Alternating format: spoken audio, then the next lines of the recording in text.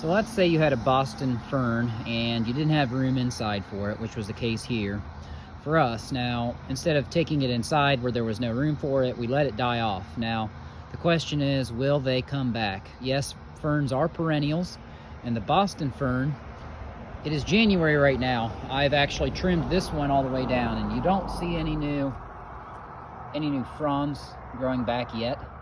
But as long as the root system is alive, then it will regrow. So it will kind of look like this eventually. They'll start to grow out. So I'm going to trim this one down and we're going to get them to grow back.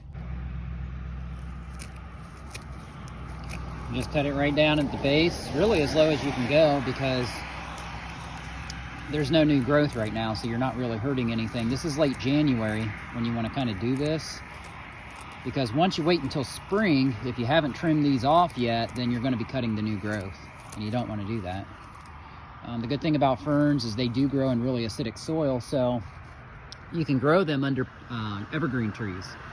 These are pine trees. They put pine cones down, they drop the pine needles everywhere, but you can actually grow ferns right there where not a lot of other things will grow.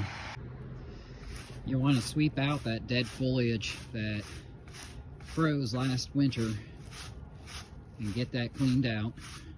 And like I said, you want to cut pretty low. I cut real low on this one, even lower than that. You can kind of see the sticks are still coming out there. I would actually just go real low like this, because at the beginning of February, those fronds aren't going to come out yet. Maybe by the beginning of March, if you don't see a little bit of growth, then maybe you can change your mind and put something else in there if you want. But you should start seeing new growth on your ferns here come warmer weather in the spring.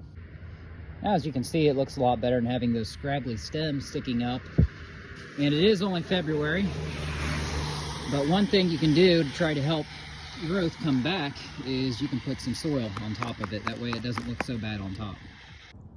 And now with the new soil on top, things look a lot better. We're just waiting for new growth here come warmer weather in the spring.